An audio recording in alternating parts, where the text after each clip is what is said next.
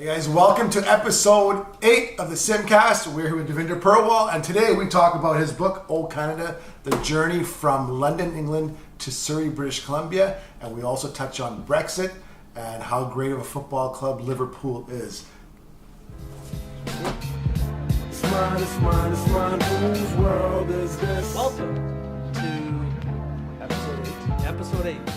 Thanks for tuning in, guys, and we have the one and only Divinder Purewal. What about? Thank you. He's a wall too. I'm a Dolly Wolf. Let's put it out and it's like Dolly Wall like that. Oh shit! I'm just Shots saying, fired. that's how it Wow, is. that's shots fired. You know how it is. Majority of our viewers Yeah. are Dalians. So you're going to have to, you have the... Will you have to do it in Punjabi later on then? No. Okay, just for them to listen to it. No. We got levels to that shit. Okay. Yeah. I don't know where I fall, but there's a bunch of us. Middle. Yeah, if we needed an army, there's a bunch of us, so we'd work out. Thank you for joining us. No, thanks for having me. Yeah, no problem. Thank you for having us in your house, actually. So, The setup is phenomenal. Well, you like the lazy suit, like this thing here. Like every house should have that. that's what it's about. Normally with food on there, like, just like that, it makes no And sense. not with white food fit, on it. or it had the thumbprints from like 2015 there. So like, But this is this really. is like the 10-year challenge right here. No, right. That's a 10-year challenge right there. But that's actually food from last week. So if someone says what we Last have, week, that's impressive. That means it's been pretty clean. no, we don't clean it. Just little bits of it just get left. The worst is when you have the fingerprints underneath and the person only cleans the top.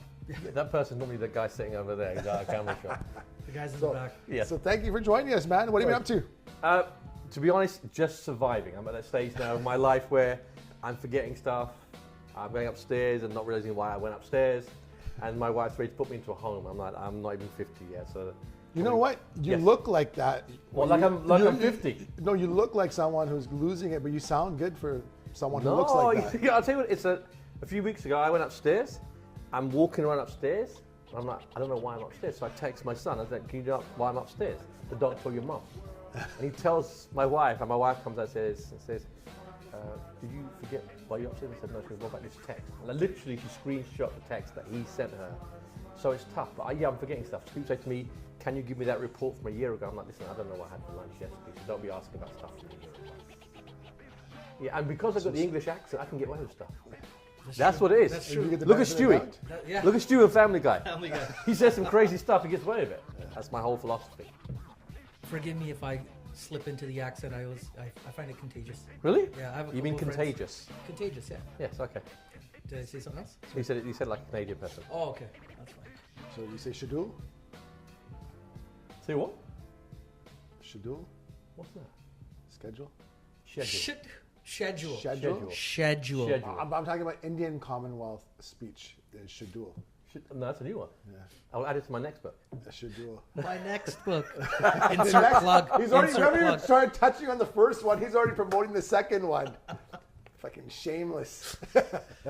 Shameless plug-in. Well, I love that. There's some great self-awareness there, right? So, you've been busy? I've been busy. How is work? Work is great. I get to work from home. Nice. So my commute is brilliant.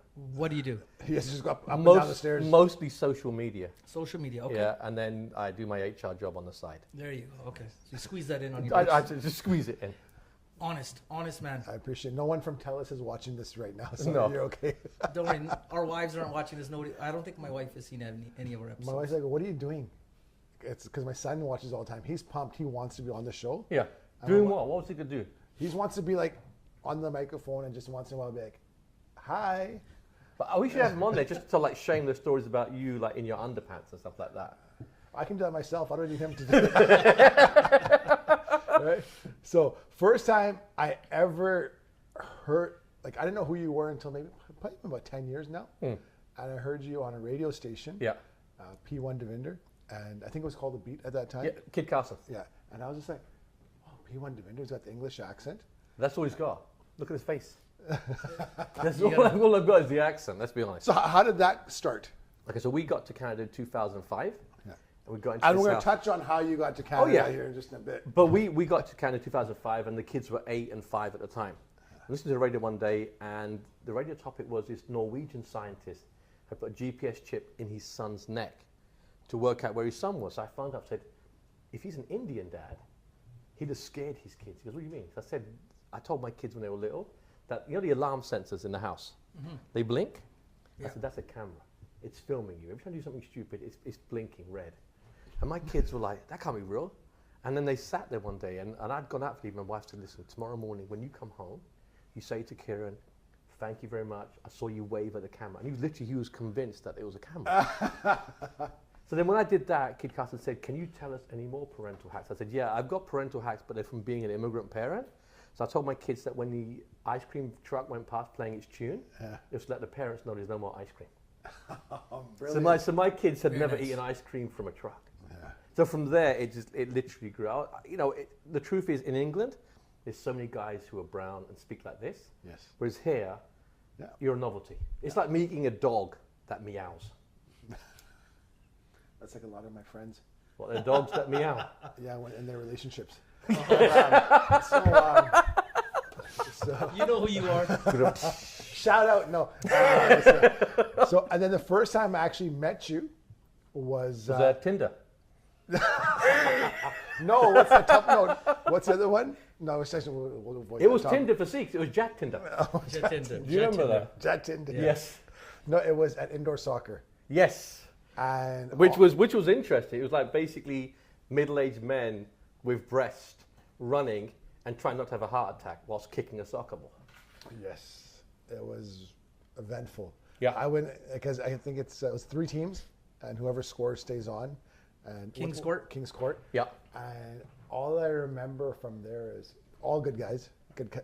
There's a couple of guys that weren't good, but you know, good bunch of guys. Yes. Did you still play with them? No. Oh.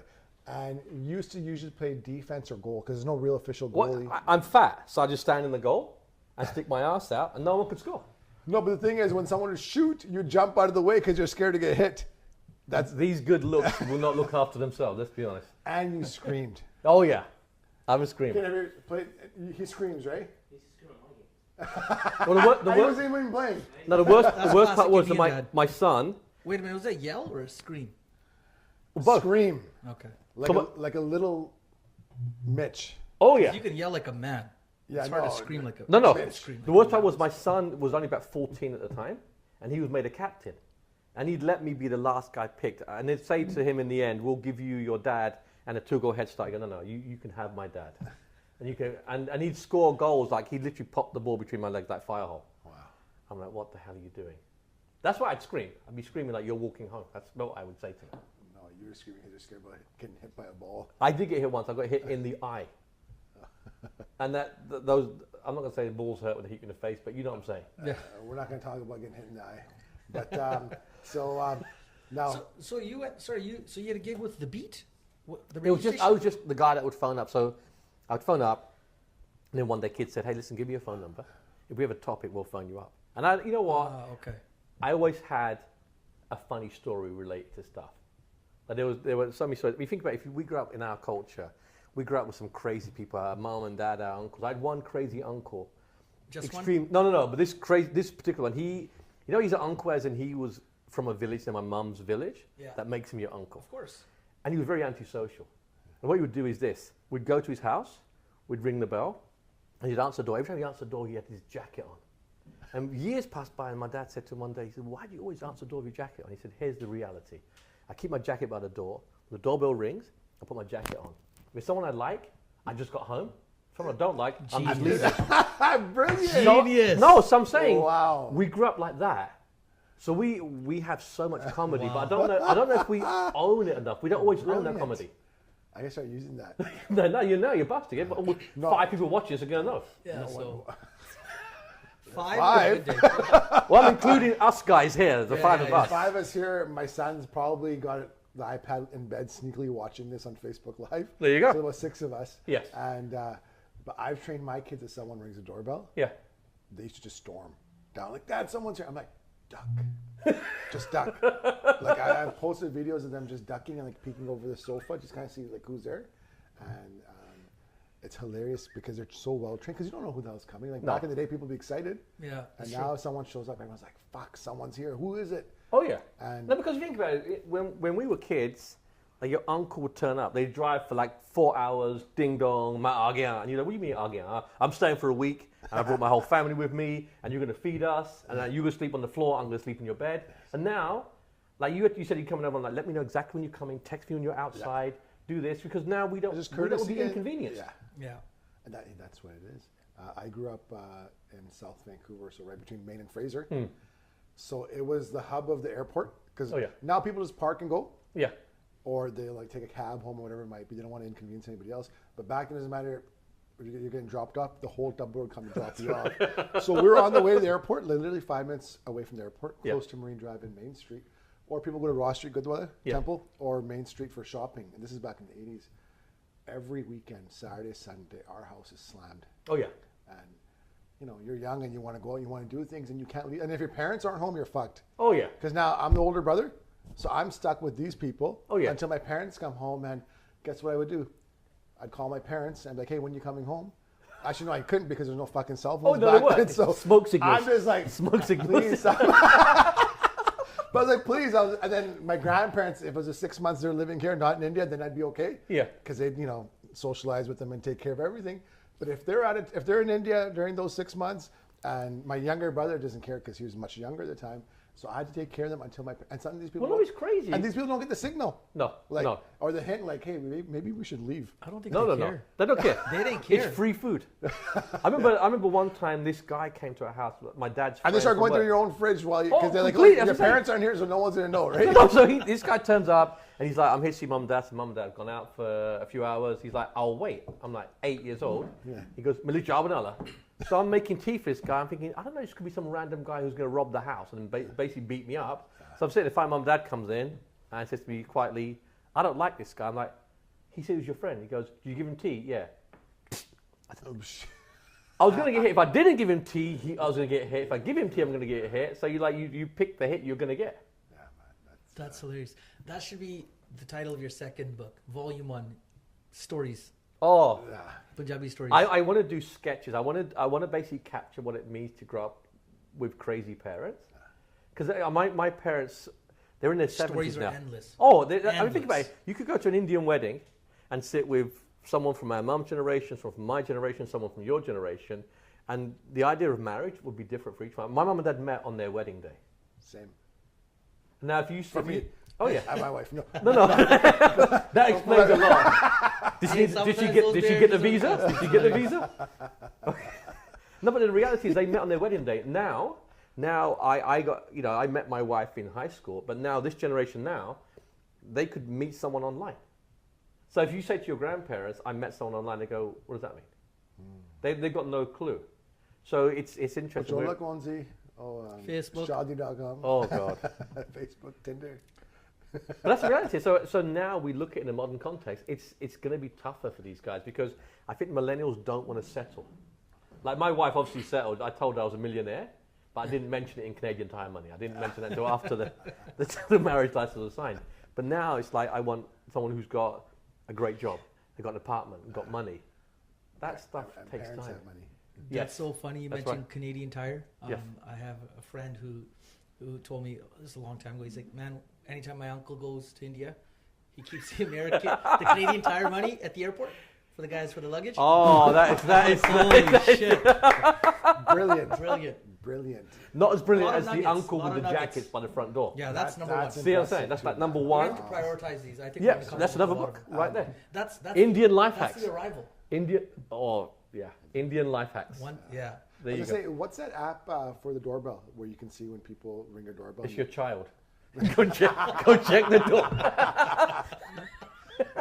It's called mundakuri.com. That's what There you go. I don't know if it's an app, but the technology's there. Yeah, right? That's pretty sweet. Yeah, so I've been meaning to do that. So, Yeah.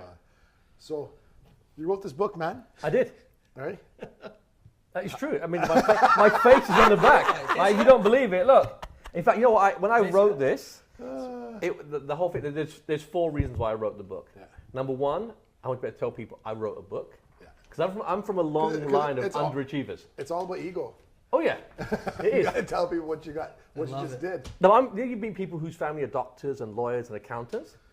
Like my family were all dirt poor farmers, And so my dad went to school. He literally. So hold on. So were you born in England? Yeah. Okay. But my dad went to school in India, but he couldn't afford to go to school, so he sat in the schoolyard, and he literally followed lessons, and he'd write in the sand. And one day the teacher said, you come in, he goes, I can't afford it. They basically let him go to school from being that kid. Wow. So he got his degree. He came to England, and he got treated terribly. Like, he had the turban and the beard. He got to England, they were like, the turban's gonna get stuck in the machine. Your beard's gonna be dangerous. Get rid of this. So when you lose that religious and that cultural identity, sometimes you lose a lot more than just that, the articles of faith. Yes. And so, And this is what timeline, like what year? 1962. Yeah. Now he remembers going to check out houses to rent, and there'd be signs at the window saying, like, no dogs, no N-word, no Pakis, no Irish. And my dad was like, Wow. he said, I said, that's terrible, because the dog's got top billing. So they had a sense of humor. You should have been like, hey, Oh, yeah. I'm neither of these people. No, but they got a sense of humor that we inherited. Like, they had this sense which said, you know what, we're going to survive this for you guys. Yeah.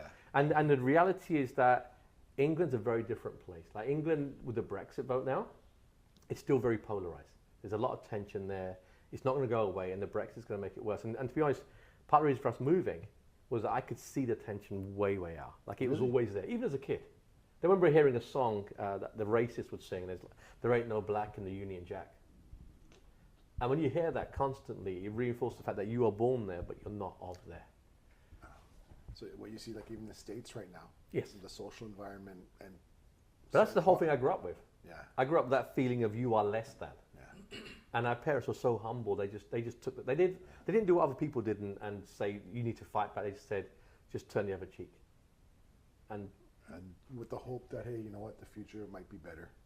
it's a long hope, but it's a tough one. Wow. So That's crazy. you're born there, raised in proper London or a neighboring area? So I grew up in East London. So I'm the middle child of 5 boys. I'm like a psychiatrist's So you're dream. the fourth one? No, I'm the middle child, literally. But the reality is, when you're a middle child, Yeah. you're screwed. Yeah. Because to your 2 younger brothers, you're their dad. Yeah. And to 2 older brothers, you're their knocker. That's Yes. basically how it works. So you grow up being a people pleaser. So, and if you grow up a people pleaser to immigrant parents who are poor, that it's going to be rough. But it makes you who you're going to be later on. I think you have to have that tungi when you're younger, and to hustle to appreciate the good stuff when you're older. If you get it all when you're a kid, you're screwed. Yeah. Because life's too easy. Life's too It's easy. something that we're struggling because we want to give our kids, we never say no. Because we have the means to provide them. Yeah. Stuff that we didn't have. Yeah. So, but sometimes we just say no just to have fun. Right? It's like, Dad, can I have this candy? No, man, we can't afford it. Right? Whereas I wouldn't dare ask my dad for that because I knew I'd be like, it wouldn't be a no, it'd be a slap or a Well, no, stare. but it was worse for us. Like, when we were You get younger. the slap regardless, bro. Oh yeah, I mean, my mum would literally, we'd come home from a gathering at someone's house, and she'd take me to one room and she'd grab my ear and she'd twist it. That's why my ears are all misshapen now. And she'd twist it and she'd say, "Tukikitote." Now I'd done about 10 things. I didn't know what it was she was talking about. And I'd say, "Why don't you tell me what it is you heard I did?" So it was like this back and forth that would happen. Yeah. And I wouldn't dream of doing that to my kids. I wouldn't say to my kids, "I'm going to slap you as a credit, and now you can do something stupid." Yeah. But our parents back then were like, "We know you did something stupid. We didn't catch you then, but here's a reminder that we got you." You know, I do that with my kid, with my son sometimes. Just because if he's been really good Very for quick a long... to correct yourself, right? Do it with my kid, my son sometimes. My daughter's much worse than my son. Yeah. I can never say anything to her. However, with my son, he'll be so good for so long, and it just... He said, you just have to remind them Yeah. that we're here. Well, I think classic. So when Kieran was about 9 years old, we just moved to Canada, and he got into little scrapes at school. Like, he'd come home from school and say, "Dad, these kids are bullying me." I said, "What did they do? Did they like beat you up?" "No, worse than that." "Did they punch you back in the head?" "No, worse than that." "What did they do?" "They called me Brown Harry Potter." And you start crying like, they call you Brown Harry Potter. So you get your little scrapes. I come home from work and the voicemail would be flashing, the principal from school saying your son was in a fight. So I would literally delete the message before his mum heard it. He'd come home from school and say, "Do you want to tell me what happened at school today?" You go, "Nothing." I said, "What happened at school today?" Because I've got a voicemail. And you go, "Okay, here's what happened." And he'd blab. All I knew was I had to go to school next day. He would blab. So, and that went on up until last week. He actually believed that I had voicemails on everybody. He's going to be 22 next week. He just found it right now when you told him. Yeah. He's shocked. For everyone watching at home, Kieran's right in the back. You guys can't see him. But shaking he's his head. Shaking his head. He's like, Shaking his "Fuck."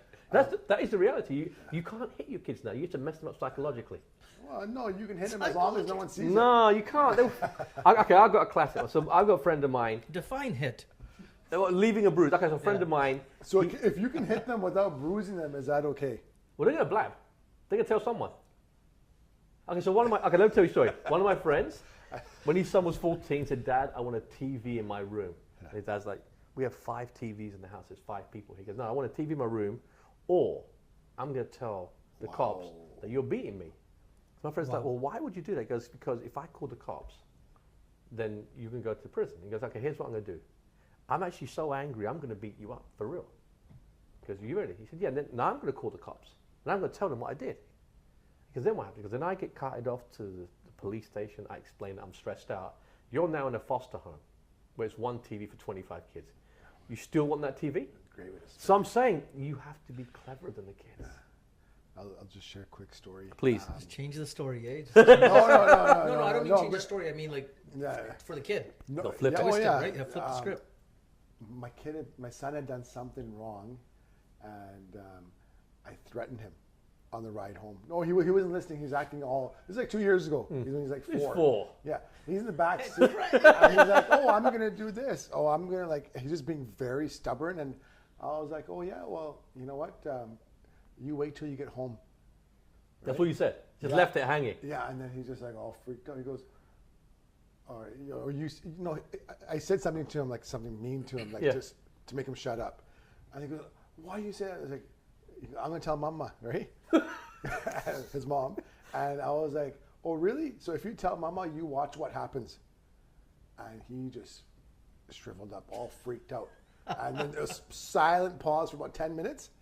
And as we're walking into the door, I'm just giving him a look, like nod, like, you know, like I'm fucking some thug from OG. I am a thug from back in the day, Yeah, but yeah. like, yeah, you know, like chewing my gum hard, like, yeah. And then he walks in, it's all good, quiet. And then we're just sitting there. He blabs. We're in the family room, mom's making dinner, I'm just watching TV, and he's just kind of going through, like, he had some drawings or something, he's looking at him. He's just like really shaken up, and he's looking at me, and I'm just kind of like reminding him with the look. You give that look like this, like this. And then he's just like, and then he just bro, "Mama, Dad, I'm gonna say he's gonna tomorrow when Mama goes to work. Watch what I do to you." And he was shaking. And then when I saw the fear, fuck, man, I felt so bad inside. We laugh about it now. Oh, yeah. Oh shit. And all I was thinking, I was, holy fuck, my wife's gonna yell at me, right?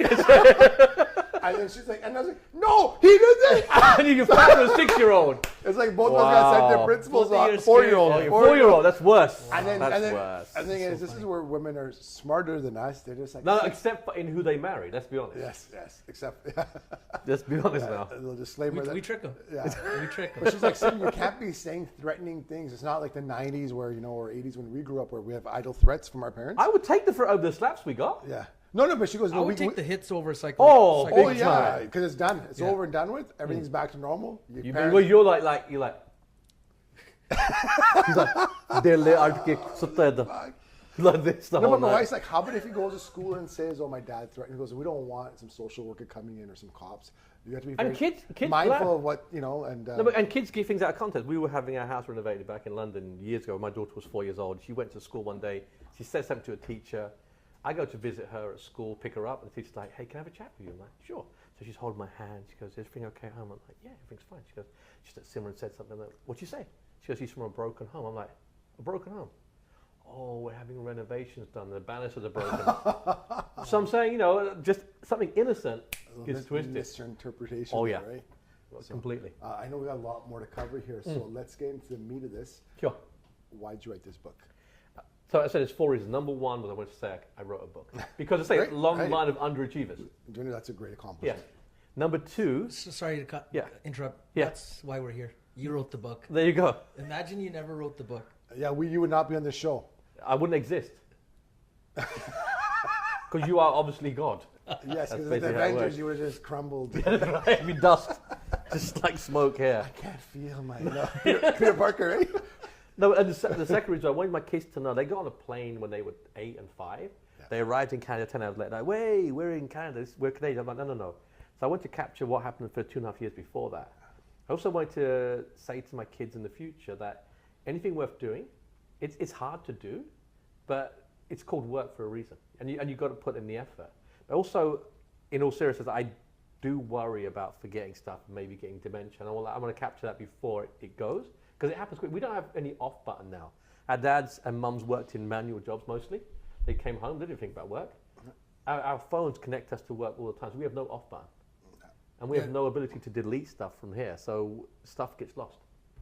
It's so true. When you talk about dementia and Alzheimer's and loss of independent existence, these are going to be major issues for society. They already are. I feel like I can see our taxes going up to like 70% just so to take care of health Yes, care. true. Or as we become two-tier where I have no idea what's going to happen in the next 30 years. We'll have a private system. The UK has that. The people can pay will pay, and they'll take themselves out of the public system. So it will work itself out.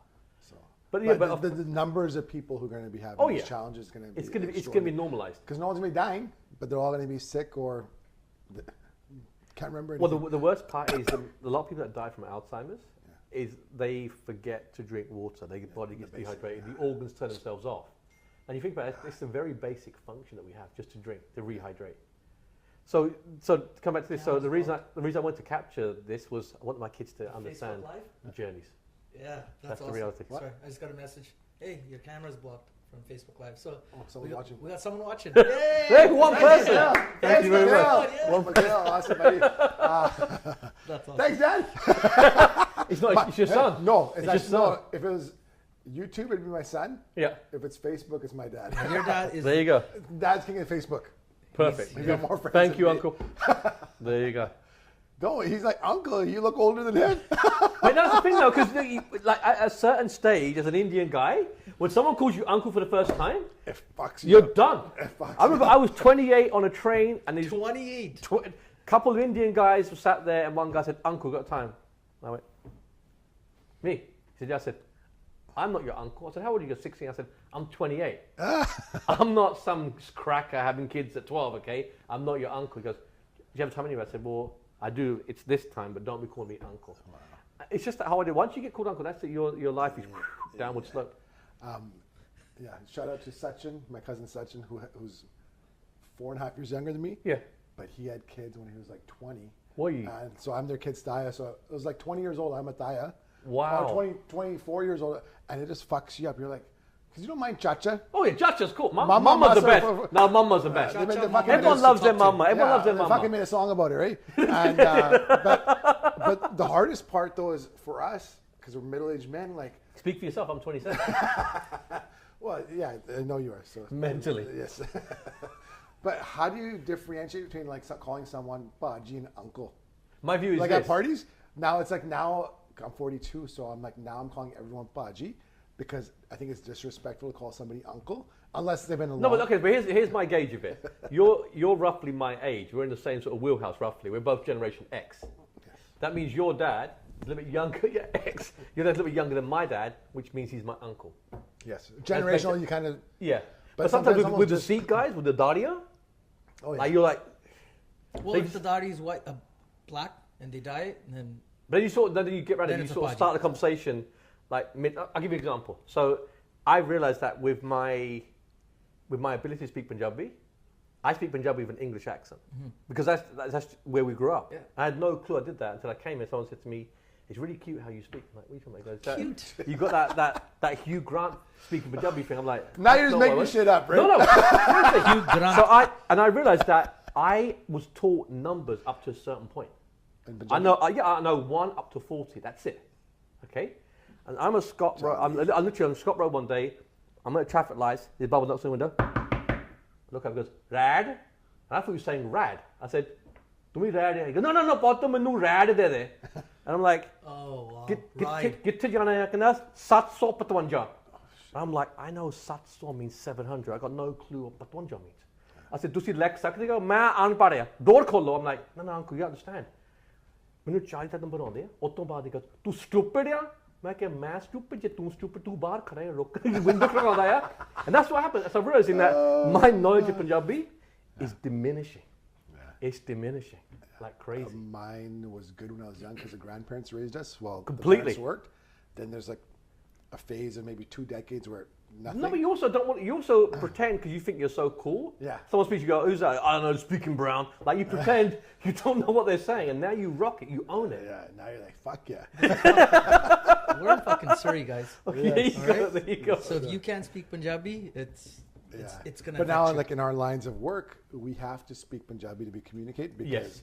So, but I find there's a lot of half and half. And in our line of work, everyone's a Paji. Yeah, Baji. No, but also you think about how many words do we use in Punjabi that aren't Punjabi? Like, sim, damn, ki hoya, damn. Damn's not a word. Damn, you can't just do this and say damn. That's not a word. There's no such word. Damn. So we've How do incorporated you say English time word. in Punjabi? Damn. It's time. Damn, ki or damn. That's what you say. T-A-M, damn.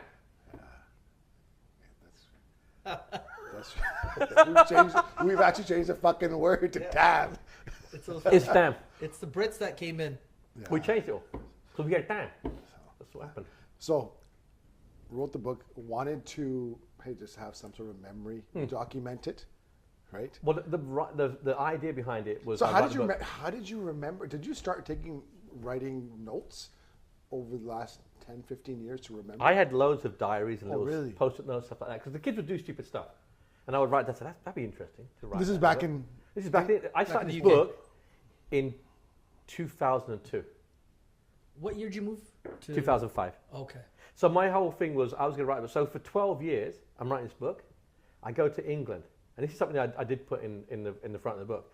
I go to England. I've got a really good friend Sorry, of mine. we didn't get that far. No, it's literally the first. If you said you read a book, I'm trying to borrow the book so I don't have to pay for it. I know, it's a dissy, man. Anyway, so we go to England. One of my friends says to me, "Are you going to write the book?" And so she had terminal liver cancer. She's like, "Are you going to write the book?" I'm like, "Yes, I am going to write it." She goes, "You can write before I die." And I'm like, well, she's white, but she's throwing like a complete Indian blackmail on me. So I'm like, okay. So Indian blackmail. Oh, completely, you know. Mere maan to pehle karungi. That's the real So deal. she made me realize I had to do this. I came back, I wrote the book, I gave her the first copy. God bless her. Yeah, and the reality is this. Now that I've written the book, I'm like, you know what? I want to write a second book. So this one's called Departure. The second one I'm writing is The Arrival. Because, you know, when you don't have notes, but when you emigrate, it's just a big game. You apply. It's like winning a game show. You win the prize, and then you're telling everyone, I'm going to Canada, I'm going to Canada. And then the reality of it hits you. You're selling your house. You're leaving your job, taking your kids out of school. I remember being at the airport, at Gatwick Airport on July 10th. I'm walking down the line. I'm giving everybody a hug, and my father-in-law's the last guy I'm hugging. And my wife's an only child. So I reach in to give him a hug, and he whispers in my ear, he said, "It's not too late to admit you've made a mistake." Oh. And I'm like, "Dad, you had 2.5 years." He goes, "No, but now it's really taking my daughter and my grandkids away on this idea that you might have a better life 5,000 miles away." So I get on this plane, and I'm bawling my eyes out, and my kids are looking at me. They're bawling their eyes out, like, "Why is Dad crying?" And then my wife starts crying. And we suddenly hit us like, oh man, like we could get to Canada, it could be the biggest mistake ever, but we know we can't come back to England. Because you know what, even if I came back to England after 50 years, someone goes, "Dick here, Dick here," because they would. Someone's waiting. Someone's like on their deck, "Dick here," and then they die. That's true. You're just like, you're in fucking Glasgow and Dublin. Right. Just so you Just can move avoid somewhere else. it. Just move plastic surgery, grow a beard, the whole nine Get yards. some hair fucking plugs put in, right? Just move it from the back onto my head. So because I read this book. No, but beyond the first page? I read the first 10, 15 pages. No. Cool. No, he actually. I asked I read the beginning and the end, and I picked a random page in the middle. It reminds me of like high school, you're doing a project. No, it's so detailed. It's like we talked about earlier, like you paint a picture in almost every paragraph. How the fuck do you get so detailed? Like, how much time did it take to write this? Because right now, people, when they just, you talk about one of the reasons you want to write a book. Yeah. Nowadays, I got a lot of fake entrepreneurs just trying to launch a book. Yeah. 10 chapters, each chapter is 2 pages. Yeah. And it's fucking thick writing. Just so it looks like, hey, look at me, I wrote a book. I'm a foodoo, right? But I wrote a book, buy from me, right? Sorry. And, That's my whole marketing strategy ruined, man. What are you doing? Like, I got, shut up. my font is 68, man. There's 4 words on a page. Oh, fuck. Don't mess me up, man. No, so, but I was reading this. I was just like, okay, this is not just a quick read. You got to actually read. It flows great, but there's so much detailed content. Like, I'll touch on a couple of things. Well, we'll get into some of the stuff with the relationship with the kids and the wife and stuff. So you started writing it. This is what 2018. Yeah. You released it. So it was like 16 years in the making, from 2002 to 2018. So next question I have is, will you be alive when the next one's even fucking? If this one took you 16, No. you're getting older. No. You'll be fucking like 70 years old. I started the second one before I finished the first one. Because we arrived here, I'm like, okay, so what's the reality of coming here? And you know what? The shock of it is this: you come to a new country, and first of all, you're spending money like an old man at a strip club. You're just like, hey, I buy a new car, I'm gonna buy a house, I'm gonna do this, I'm gonna do that. And then you realize that you're getting paid in dollars. And you're like, okay, someone else me back, please. I don't want a big van, I want a small van. And then the reality of you're 5,000 miles away from your friends and family hits you. So I started writing the second book. I'm like, I need to keep this fresh because I was in my late 30s. And you do start to forget stuff very, very quickly. So that was it. Part 2 started before this was even published. Now, being far away from your family, just thinking about social media and the internet, has that helped in terms of connecting with people? Like if you want to call your friends up or someone, has that made it a lot easier where you can just FaceTime somebody? I think social media it's a double-edged sword. For that. Oh yeah. Specific. Sure. This has been great. Yeah. I mean, with regards to this, I remember saying to my friends, I'm writing a book, and they're like, you've been saying that since 2002. I'm like, no, now I'm going to publish it. Because once I finished it, I went to a bunch of publishing houses and said, I've got a great book. And they went, we'll be the judge of that. And I submitted it, and they went, okay, so if you can guarantee sales of 100,000 a year, then we'll take you on. I'm like, if I can do that, why would I pay you to do it? Yes. And then, of course, they're going to say, I don't have this character, that character. And I'm quite stubborn. Like being a middle child, I never won a fight when I was a kid. Because you're a dad to the two younger ones, you're knocker to the older ones, so you're always pleasing people. I'm like, no, this is going to be my book. Yeah. It's self-published, so what I eat what I kill. That's the reality. Publishing houses will tell you need to do this, you need to do that. They control you, and I didn't want it to be controlled. This is my story, and there's stuff in there. When you write a book, you think it's personal. It's not. You're writing something from your perspective, and someone could call BS on it later on, but you have to be honest and say, this is how I saw it. This is how I saw it. Yeah, you can both be correct. Yeah. I know Divinder, and I know his sense of humor and the way he thinks, so it just resonates so well with me because we share a lot of the same principles. Yeah. And lack of principles. Lack of principles. Oh, he. So let's go over a couple of the main topics. So have you? Do you have a background in writing or anything, or No. were you just like? I've always been one of those people that. Unlike most people in Surrey, he graduated from high school. Well, just Did you? attend. Yeah, I got a degree as well, man. Fuck yeah, man. Your Surrey bashing is gonna catch up to you, buddy. No. The guy moved from South Van to Surrey, and he can't go back. No. He can't But go no, back. I've Too always. expensive. Too expensive. Oh yeah, I've always been interested in writing. So when I got to Canada, I wrote for Mayfield magazine. Okay. Mayfield, okay. Yeah, and then recently I wrote for Divinder magazine. So I've always been interested because what I want to do is, one of my articles I wrote years ago was about our fascination with South Asians with being fair-skinned. As a dark brown guy. Oh yeah, as a dark We brown were guy. talking about that earlier. Oh yeah. Team light skin, team dark skin. Oh yeah. No, but I was saying, as a dark-skinned guy, I was always told by my relatives. But you're not dark skin though. Compared to most people, I'm dark-skinned. I think we're both olive, man. Olive. You mean black olive? Should we turn the lights on? To turn it up? You'll just see our teeth. Black olive. You'll just see our teeth. No, so I was told by my family, you're going to struggle to find a wife, so you're going to do this. And I was like, this is crazy. So I wrote an article saying, what's our fascination with being brown? I've been to India a number of times, and the women that you see in Bollywood are not the women you see. Most women in India look like me. They don't look like Aishwarya Rai. So my point was that why are we fascinated by Fuck, that? women look like you out there. Shit. Oh, beard and all. So you wrote that article, and Was it a one-off? No, Mayfield, I wrote for them for a year. But what I want to share proper stories. There's so much stuff about making money, being this, being that. I think that, you know what, our reason for being here isn't just to make money and then die. It can't be. There'll be more to it than that. Dude, that's You just all gotta people- make more money. Just gotta make more money. There you go. Make a lot of money. Yeah, come on, and never man. die. That's the And then you key. gotta flaunt it. Yeah. No, so I've never been like that. So the way I wanted to do it was to publish a book, make a bit of money doing that. But then the reason I wrote it the way I did, it lends itself to being a script.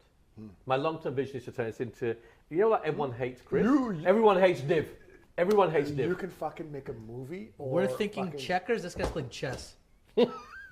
Fuck. Hey, we went from 18 to 19 subscribers. There you go. God My bless. mum's obviously got online Facebook? now.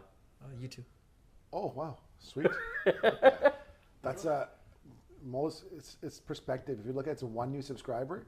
Or Unless we can- went from 20 to 19. I just saw it move. Oh shit. Yeah, that's probably that. Or you can look at it as a 5.5% increase. There you go. That's awesome. What made you so unhappy there? You know, I think it was that idea, like, if in England, there's a lot of pressure on kids to be doctors, lawyers, accountants, and the kids aren't allowed to be kids. I remember my dad took a lot of racism in the 60s. I took it in the 70s and 80s, and I thought, do I really want my kid to be the third generation of someone called Purewal who's going to be racially abused? I'm like, no. Whereas, like in Canada, everyone's, like, unless you're First Nations or an Inuit, everyone's from somewhere else. So people say, I'm Ukrainian Canadian, I'm Chinese Canadian, I'm this, I'm that. I thought, I'll go somewhere where everyone is from somewhere else. It's a level playing field. And that's what I found. I mean, the only racism I get now is when I go back to England. I'll give you a classic story. Over here, you can say, hi, how's it going, and be nice to people, and no one's going to stop and go, what's your agenda? Yeah. So we were here for 2 years, went back to England, and before we went to England, my wife sat me down, she goes, I need to tell you something. I said, okay, what is it? She goes, you're doing something over here that isn't going to work in England. I'm like, what is it? She goes, I'll tell you, but you're not going to like it. I'm like, am I farting and I can't hear it? Like, what's happening now? What is it? She said, you say hello to people, you say have a nice day, and you start conversations on public transit, and it's not going to work. I'm not, what are you talking about? She goes, Divinder, in England, if you sit on a train and you start a conversation with someone, they can think one of three things. Number one, that you're slightly mentally challenged, just smiling at someone. Number two, they might think in the light of 9/11 and 7/7 that you're a terrorist. And for our audience, 7/7 was in London. Yeah, we had some homegrown terrorists doing crazy stuff there. And number three, they're going to think that you're a crazy terrorist, which is the worst sort of terrorist to be. And I said, you're wrong. You're not the crazy ones. Those No, ones no. are fucked. Yeah, they're the worst ones. So we get to London, we're sitting on this train, we're chatting, and I'm smiling, I'm laughing, talking to my wife, and I turn around, this guy opposite me said, do you want me to kick your teeth in? At that moment, I'm like, I'm born here, but this isn't where I want to be.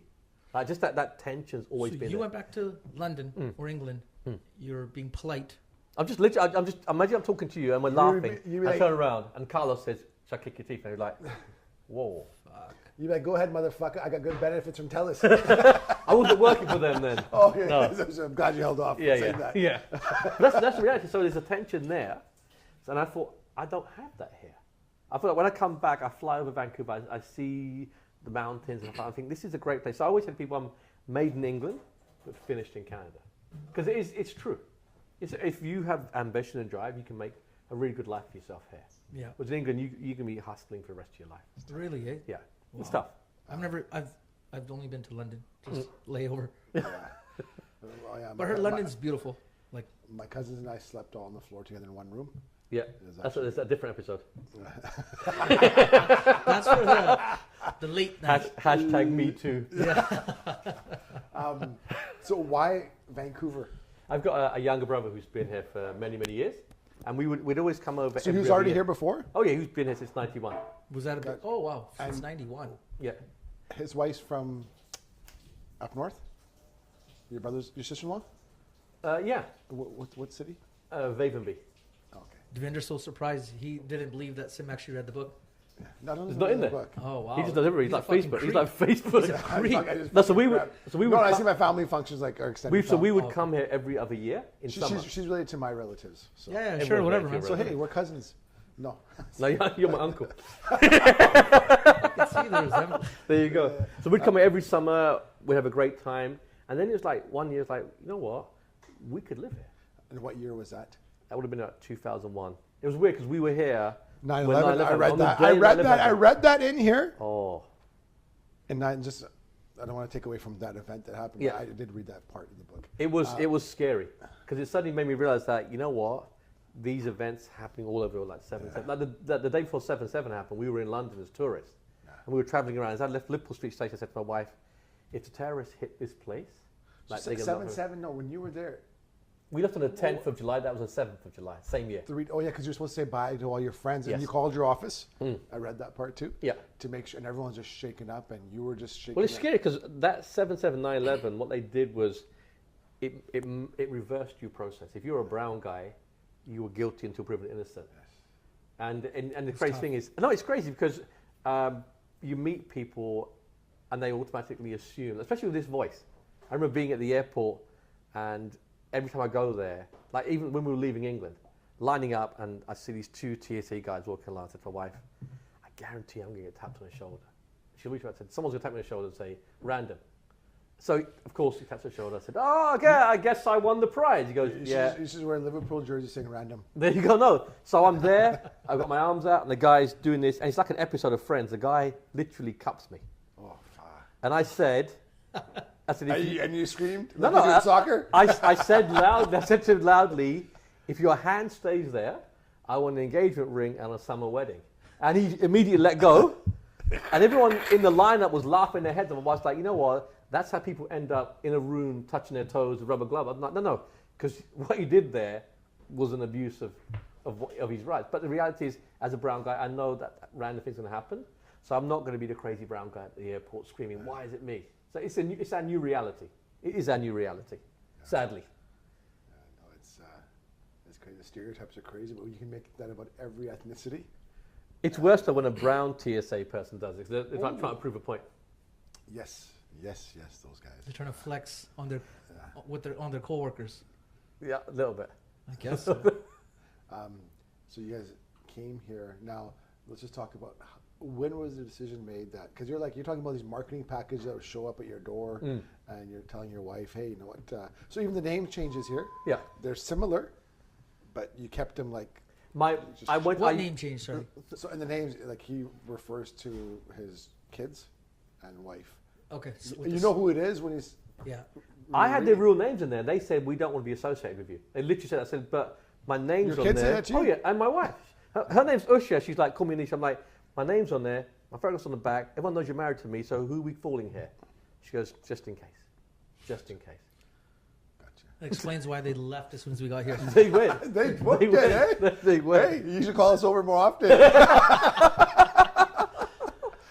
This thing's not even recording. I know. This is. Why is that light not blinking? What's that about? Holy fuck. Wow. We should have recorded the pre-conversation. No. Yes. People would view us much differently. But when was she finally on board? It was crazy. Because you were like dripping on her, hey, like, oh, I'll tell you what it was. So coming here. And you almost act like a baby, like, who doesn't get his way. Like as a grown man, like, I want to go to Canada now. It was. And then she's like, fuck, smart now. What the fuck you doing? We gotta get to work tomorrow, go to bed, right? Yeah. And every day you throw a little fit. You know what? Looking back, that's pretty much, it's like very Trumpish behavior. Very like, without the. You give yourself too much credit. You're giving yourself too much credit there, right? But no, but got the job done. Hey, we die for Trump's hair right now. Right now. You and I would love to have For his hair. Yes. Oh, wow. That's all, though. That's all. But no, literally, it was. I was disenfranchised by my life out there. I didn't feel my career was going, and it was literally one day, and I wrote it in the book here. Her ex-manager said to her, "I need an idea around headcount." My wife gave her this fantastic idea. That then she stole it, repackaged it as her own, and got all sorts of platitudes for it. Hey, well done. I said to my wife, this isn't going to stop happening to you. And she came on at this, right, I'm having a bad day today, let's fill out the application form. I've never gone to the post office so quickly. You told her co-worker to fuck her over, didn't you? There's no proof of that. There's no evidence of that. That was Divinder. The soap guy. Different guy. The soap guy. No, that's a different guy, yes. But she literally, Wow. we filled the paperwork out, and every time I messed up, she's like, one more mess up, and I'm going to phone the embassy. I'm like, that's not how it works. This is not like, you don't have a sword hanging over my head. It's not Game of Thrones where you say, one more move and I'm going to drop the sword on your head. Yeah. But it took her a year of being here to get used to life here. She hated the first year. That's how I felt when I moved to Surrey too. I think we're going to send you back. He's going, isn't he? I'm going to start a poll. Yeah. We could GoFundMe. Yeah. We could literally have it like $1 million overnight. Canadian time money, of course. Well, it's amazing it took one event for her to finally be like, okay, let's go. It was also the fact that we weren't. It was only, if Plus, that I'm dripping every night. Yeah. That but if that event worked. didn't happen at work for her, yeah. Do you think that you might still be in London? We've had this chat before, and we might still be there. but I don't think we'd still be married. Oh, okay. Because I was so. Fuck, you should have stayed. I'm sure there are days when she wishes she stood her ground. But the reality is, the friends of mine that did stay and have moved their careers on have said to me, "You made a great move for your family, and I wish we could do that now." And again, with what's happening in England now, the Brexit, a lot of these guys like, we want to move, but now the immigration process is 7 years to come here. We got over here in 14 months. So for some of our, our audience members who aren't too familiar, All 5 of them. all 5 of them, and 2 of the guys sitting at this table, Yeah. one of us. So I know it was a close vote, and I remember when the results, or not the when the results came Yeah. out, it was like huge news because, I guess it was something that they regretted right away, right? The referendum or Yeah, whatever yeah. they had in Yeah. when was that 2016, right? Yeah. And so that meant that, hey, we're out of the European Union. Yeah. I want to do everything independent. We don't need to. The problem is that the guys that were Let's give it a little bit of a. the guys that were doing the leave vote were very, very slick. They were saying we're giving £368 million a week to Europe that we could put back into the health system. They told a lot of lies. Marketing, great Oh yeah, marketing. Is that great true? marketing. No, No? Okay. we get European Union gave a lot more than Britain gave in, and they also tied it to immigration. And it's weird because my father-in-law, as an older guy, said to his friends at a local club, "How did you vote?" And he's an old Indian, and they said, "We voted to leave." And they said, "Why?" He said, "Too many immigrants."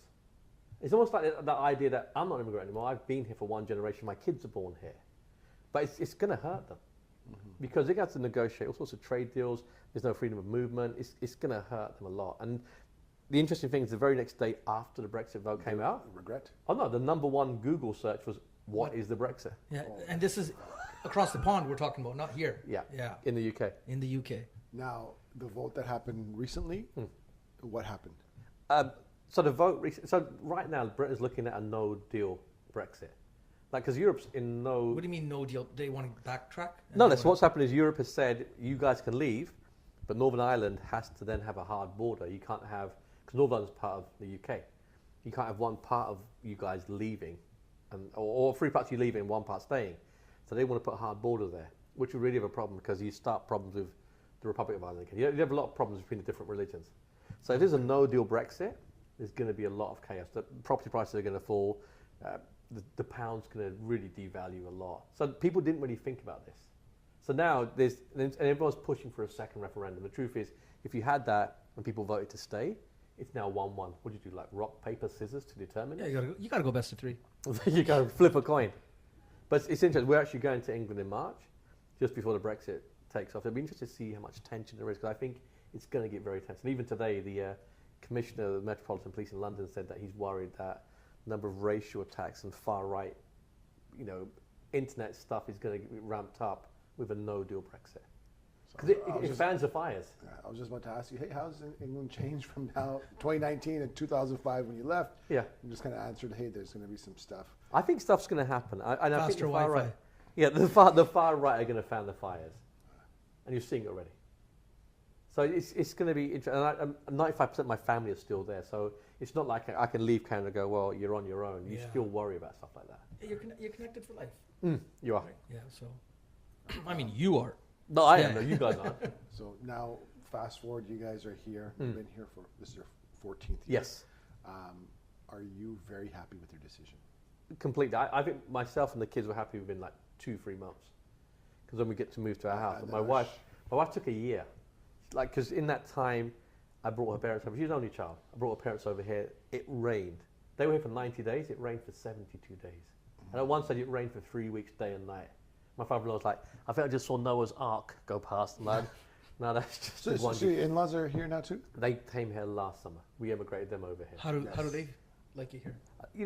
I think that if you're here like your parents got here years ago, you built your network of friends. But if you're in your 70s and you come here, Yeah. that's tough. Do they live with you? Yeah, they're actually in England right now. So they're traveling. I'm like, you know what? Just Enjoy it. travel while you can, because you just need one of them to get sick, and then neither of them can travel. Yeah. But they travel. They've been in the last year or so. They've been to Dubai. They've been to India, Hong Kong, England. They travel more than They're we traveling, do. Yeah. Oh yeah. So they enjoy it. But I think if you come here when you're older, it's tougher because they don't drive. You're relying on people picking you up. Your network. Yeah. It'll take time to develop. Yeah. It's actually mostly just relying on your network. And It's true, but they've been coming in for the last 14 years, so in that time they've made a circle of friends. Yeah. And they've got their one foot's in Britain, one foot's over here. Yeah. So they can go back and forth, they love it. Gotcha. Yeah. That's actually nice too. It is great. That's how I feel about going to Vancouver, coming to Surrey.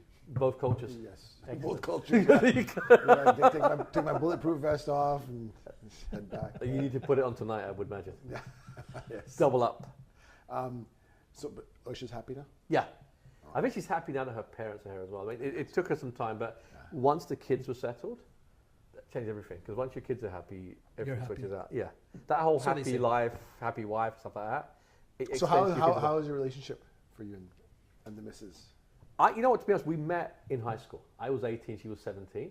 And when I tell people I met in high school, they go, were you her teacher? I'm like, no. I just Wonderful. aged really badly. So you guys been together for 10 years now? Yeah.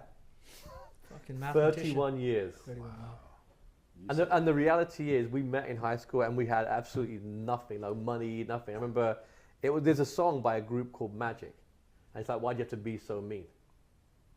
Have you heard it? It's like this reggae song. Why'd you have to be so mean? It was on the radio a couple of years ago. No, but Carlos, make note. We'll put a little clip. That'll be our theme song for the episode. Oh yeah, because literally in that song, it outlines what happened when her parents found out we were dating. I went to her Oh house. shit! How was that? And back then? So Usha's dad, and I love him to bits now, and her mum as well. I knocked on the door and I said, I'm here. And they Ta-da! went, no, literally, it was like Pops out of a cake. Picture this. Imagine Borat. Borat. Fuck yeah, that's Oh, yeah. your bad. Because, yeah. Oh shit. Borat, but weighing like 120 pounds. I was wearing my three-piece suit. Oh, I looked like I left the hanger in there because it was just like hanging off me like this. And they said, what are you doing? I said, I'm your daughter's boyfriend. They went, no. I said, no, I am. Honestly, I am. And they went, okay, come in. They thought you were the entertainment, right? Pretty much like Coco the Clown. Dance. And so they said, do you have a job? I said, no, I'm studying. Oh, do you have a degree? No. Do you have any money? No. I'm like, whoa. So they set me the storyline for Shrek. They basically said, get your degree, get a job, get some money, buy a house, and then we'll consider letting you marry our daughter. Which we're both fathers of daughters. Oh. Like that seemed a tough conversation. It is weird because you imagine that if you, like it's weird because when my son was born, it was like Lion King. I picked him up, like, hey, looking like that, and oh yeah, I was making sure. I didn't care if he had fingers or toes. I was like, please don't let him have my nose. Like, please, for the love of God, and he didn't. And then 3 years later, my daughter's born. I'm like, everything's changed. Everything's changed because you look at this, you're like, I want to protect her. I want to like put cotton wool around her, but you can't. You can't do that. But she's she's fiercely independent. She's both my kids. I'm very proud of both my kids. They're not going to be doctors, lawyers, or accountants, but I don't want them to be. I want them to be happy.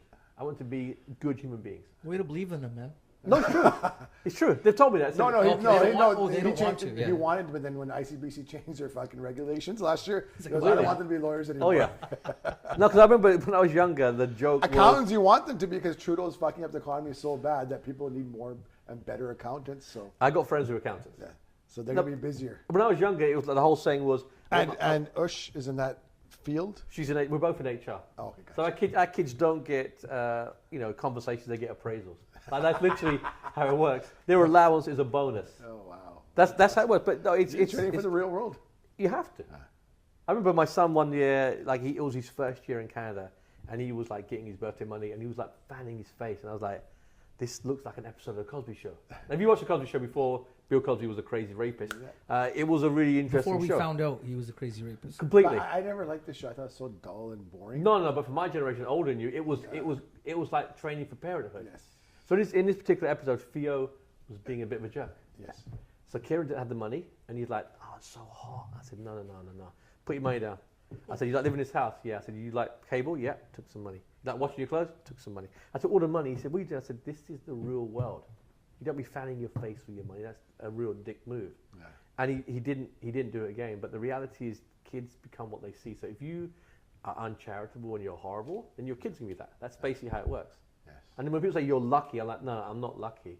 I'm lucky in that my kids weren't born with mental or physical disabilities and stuff like that. Born But healthy, other than right? that, it's down to you. And that village does bring up your kid. Yeah. So I hope the village isn't on the wrong side of the river. Wow. I say, "Kyo or gay?" So, could you imagine? Because I was transitioned into stand-up. Like that sounds. Apparently, you've done some stand-up in the background. I did some stand-up. So about 3 years ago, my wife said to me, you think you're funny? I'm like, yeah. She goes, do you think other people think you're funny? I said, well, I'm hoping you do. She says, it's just 50-50 at best. And she put me in for some stand-up comedy training. And the thing is, when I got on the stage, I realized that, you know what? It's a really brilliant cure for constipation because you're standing there with this mic and you're trying to make people laugh. And it's scary. But like that movie Monsters, Inc., when people start laughing back, you get energized from it. And my routines are all about growing old. That's how we feel when no one's watching and we get one more subscriber. We're like, fuck yeah, we're back in business. We're fucking excited. I don't even know. I'm not joking. I don't even know if it's recording. Fingers crossed every fucking episode. Yeah. But it's about the idea of being a Generation X dad to millennial kids. A lot of my humor is about trying to be on their wavelength, and they're just literally on a different planet, and they look at me like, just give us money, and when you die, leave us the house. That's basically the premise of my stand-up. And I take care of the estate planning for a lot of our clients. So anyways, little plug in there, right? There you go. There you go. Because your relationship, because you were in your late 40s. I'm literally 2 months away from being 50. So late 40s. So you being in your 40s. Yes, holding on desperately to 40. That your generation, and I'm a couple of years younger than you, and I had kids at a lot later age. Yeah. That relationship with your kids is so different from what we grew up with. Yeah. It's more friendship. I think We still parent. Yeah. But it's a different type of parenting than it was with us and our folks. You mean dictatorship? Yeah. So I'm one of 5 boys. I remember one time, all 5 of us, and the age gap is huge. Like from the youngest to the eldest, it's like a 15-year age gap. Wow. So we were in the house and we were like doing a full julus, making lots of noise. My mom just stopped and said, "Tu sei o que é Genesi?" So one of us, do you remember somebody before? He goes, no, but why would she say that? And just the psychology of that, like, did she kill someone? Like, what did she do? Fuck, add that to the list. No, so I'm saying, That's unreal. yeah, but I'm saying, so I would never do it to my kids. I would never say, oh, you know what, blah, blah. So you're right, there's that friendship part of it, but also that idea that, I'm your dad. Yes. And it's tough. It's really, really hard. Yeah. And to your earlier point, if your kids see that you have more money than you had as a kid, they're going to blackmail you. They're going to say, do you want me to have the stuff you didn't have, Dad? Of course you want your kids to have that, but you got to temper it. You got to do it with milestones. Yeah, you get your degree and you get this. I'm not going to buy my kids a house. I'm not going to buy them a car, but I will pay for their education. Mm-hmm. That is as much as I will do. Yeah. And then if I die, or when I die, as long as they haven't killed me, they will get half the house. But if they did help me to die, they will get nothing. I'll leave it to the cats. Okay, you have cats? No, but I don't like cats. I'll go that far. I would leave it to the cats rather than leave it to them. So how are we for time? I know We're cutting it close because Because I gotta go. You gotta go sleep. It's almost 9 o'clock. You're old, man. I know, man. How about this? Let's touch on. Sorry, I didn't get it. So you've done stand-up comedy once, or 4 times. 4 times. Mm. Nice. That's awesome. But it's fun. I enjoy it. I also do TV commercials as well. Yes. So that's more fun. That's more fun? Fucking It's Mr. cra- Wonderful. No, but it's all around crazy over here. because you get to sit there on a film set and watch how the thing gets put together. And you're there for sometimes 3 days, and your commercial is like 30 seconds. Oh wow. And it's just weird because how you think you look and sound. Mm-hmm. Like in my mind, I'm George Clooney, and in reality, I'm like Mr. Potato Face. Like it's very, very different. But I don't give yourself too much credit, man. Yeah, that guy sold a lot of fucking. Yeah. But Hot seller. The reality is going there is maybe appreciate that this is something that I want to do. This is something I love. Like work is great. I love what I do at TELUS. It's a superb job. It's a great company. Writing books is great. Doing stand-up and doing commercials is a creative side. I read a book years ago called Rich Dad Poor Dad, and it made me realize that you have to have a job that pays the bills and a passion project. So this creative stuff is my passion project. No, it's awesome. So that's why you wanted us here, so we could propel and slingshot your career. To your 7 listeners and viewers, yeah. There's actually one person watching on Facebook Live, Harp Purewal. She was like, "Hey, she's excited that you're swearing." Oh, really? Yeah, she said. Shit. She's excited. She said, "Don't stop." Yeah, she's happy we have a Purewal on as well. Yeah, that's probably why we. There you go. There you go. Team Purewal. So let's end off with this. And I think we're going to have Divinder on again when book 2 is launched, which you will read. In 12 years. In 12 years. Yeah, pass me that book when you're done with it, eh? Liverpool. Yeah. You're a Liverpool fan, eh? What about it? Thought we ended on a low note, right? Oh, who's your team? I don't have a team. Who's your team? I love Liverpool. Yeah, now you do. Yes. Right now, I love them. Right, they're my favorite team this year. I Right? like United, but I'm not diehard. You know, like it's just the first team that was introduced to me like 15, 20 years So ago. why I are you a started Liverpool soccer. fan rather than anybody else? So my elder brothers were Liverpool fans because back in the 70s, Liverpool's a team that had a big fan base of black people, Chinese people, Indian people. Minorities, My local team, West Ham, Yeah. was the most racist team out there. Like if you went to a West Ham game, you were a person Were of they the colour. Rovers? West Ham? West Ham United. Oh, United. Okay. So if you went to a West Ham game, you were a person of colour, you risked being beaten up or possibly murdered. Like back in the 70s. Which team has like the purple and baby blue? Is it Aston Villa or West Ham? The uniforms back in the day. Claret and blue, that's West Ham. That's okay. But Aston Villa had claret and blue as well. So there's lots of teams that had the same colour. Gotcha. But they were a very racist team. It's different now. But so Liverpool was my team, and they were good back then. They were like the Man United of their day. And then you were like an Indian kid, and you have that one thing over Because other people. I was an Ian Rush fan in the 80s. There you go. We get one game on like some random channel back on TV here. Yeah. And I was like, oh, this is awesome. Because you see, every game of the World Cup was on Yeah. on CBC Oh, back cool. then. Yeah. And then all of a sudden, there's no soccer. Except we had NASL with the Whitecaps. Yeah, and yeah. Sometimes the league was full, and then they come back 2 years later, right? But then you get this one English league game. Yeah. And they had cups, all like Milk Cup and this Yeah, cup. And, Charity Shield. but Liverpool had Ian Rush, Yes. and he was a stud. He's Welsh, right? Yes, he is. But he was a stud. Some people say he still is. Oh, So I have no idea what that means. correct me if I'm wrong. I feel like there's, you know, depending on your demographic, like your age group, a lot of the more mature people I know, they're all Liverpool fans, and a lot of the guys that caught on in like the 90s. Man United fans. Man United But there's a fans. lot of Liverpool fans, like up in like Metro Locally, Vancouver, yeah, Surrey. there There's are. a ton. It's either They were winning everything. We're all glory hunters. We were jumping on a bandwagon.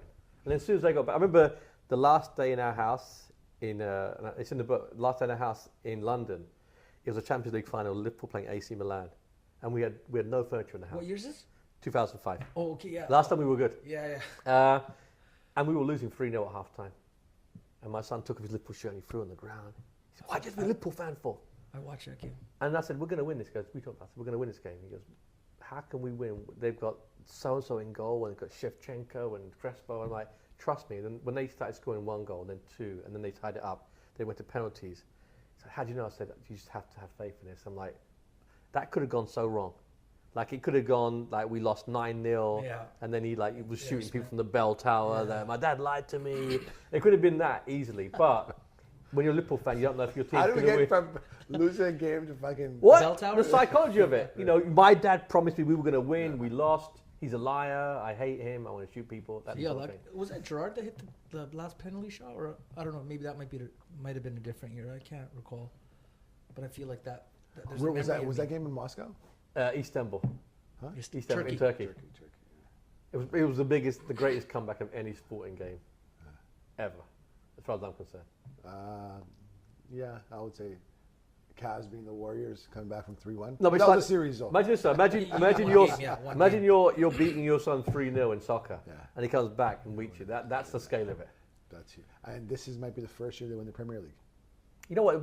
Liverpool are great at Look, these doing guys don't so wanna jinx well. it. He doesn't wanna doing jinx so it. well, and then stumbling. Like 4 years ago, Steven Yeah. Gerrard tripped up against Chelsea. Yeah. We were winning 3-0 against Crystal Palace. So we're great at grabbing defeat from the jaws of success. So I'm going to just, and if we do win, Liverpool fans should be very humble because Man United have won like 68,000 times. No one's gonna give a shit. All the Liverpool guys are gonna go. No, nuts. no. They're gonna start doing the DX suck it. No. to everyone they know. Fucking guys are coming home for weekends. The reality is, I read a great meme. It said, Peter Schmeichel played for Man United. He won like 10 trophies. Then he retired. Then he had a kid. That kid played for Leicester. That kid's team won the Premiership, and Liverpool still haven't won. I'm like, that's what Liverpool true. fans have to remember. I'm a Liverpool fan, fucking crazy. but that's the humility we have to have. If we win, great, but that's just the start of the legacy. No man, hopefully they do win just to Fingers crossed. because it'll just create a lot of chaos. Because when Liverpool fans are happy, it just fucks everything up for everybody else. It's like you hear this shit all the time, right? And Yes. So it's Well, it's not worse Man United fans like Ole Gunnar Solskjaer saved us. No, anybody. I think I could have gone to Man United and helped those guys after Mourinho. Anybody turning up would have helped Man United. It wasn't Ole Gunnar Solskjaer. So they're the worst fans. Your fans, Man United fans. That's just one man's perspective. a great man's perspective. A guest of the SimCast episode 8. Divinder, we appreciate you being on. We'll have you. Thank you, We'll sir. have you on again. Thank you, sir. Thank you. And, you know, these are the conversations that go on for hours. And So once the camera's off, we'll just carry on. there you go. I'll You bring you need your some own tea. podcast. Yeah, why aren't you doing this? Because you are the show, man. I don't have sexy guys like Carlos behind the camera. That's the reality. You can get him. Really? Yeah. Just wants food. Yeah, Coffee. Coffee black. That's it. That's That's it. his coffee black. That's it. And, Cool. And if he's not playing the role of who's the actor? Riz Ahmed. Have you seen Riz Ahmed? Great Yeah, actor. just get your phone out. Just bring up Riz No, I Ahmed. know. The night of, that guy. Great. Spitting Image. Great. Was it a series, right? Yeah. Yeah, it's like Those are- 7, 8 episodes. It just fucked with their mind. Everybody It was. thought that he was American. And then literally he was interviewed. And most people did not know until he accepted a Golden Globe or Yes. something, and everyone's like, "Oh, this guy's British." Yes. And Then they started booing him. No, just It would happen. no, brother, thank you for your time, and everyone, thank you for joining All us. 5 of you. Thank you very Thank much. you, Dad. Two. Dad and I Mikhail. know my brother Ashi was. He's the one that told us. Okay, It's good? Carlos is blocking it. Oh, okay, gotcha. And we will see you next time on the SimCast. Thank you. Peace. See you guys.